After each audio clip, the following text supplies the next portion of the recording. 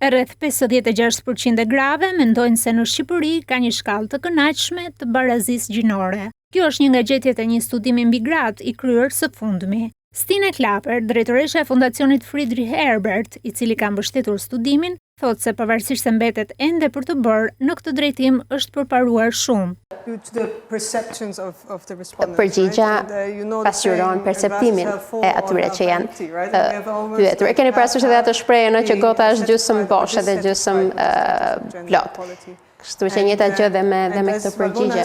Në fakt është bërë shumë deri tani. Ka shumë përmirësime sidomos në kuadrin ligjor, por edhe në fushat të tjera, si për shembull sa i përket përfaqësimit në parlament, në qeveri.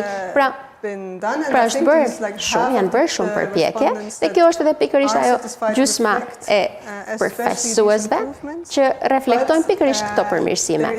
Por mbetet ende shumë për të bërë, dhe kjo nuk vlen vetëm për Shqipërinë.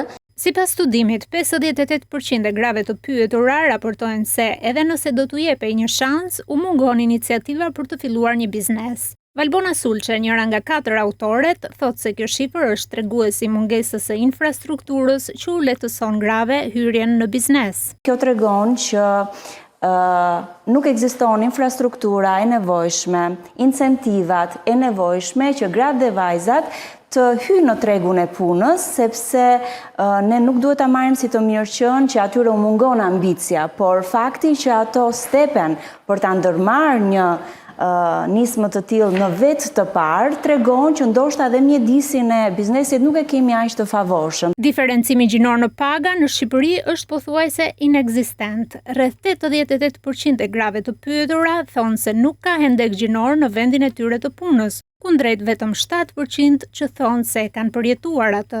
Këtu diferenca është më e vogël, në fakt më e vogël se në shumë vende të tjera, që është një gjë shumë pozitive, por është një diferencë që ekziston. Nuk mund të themi që gjithçka është perfekt.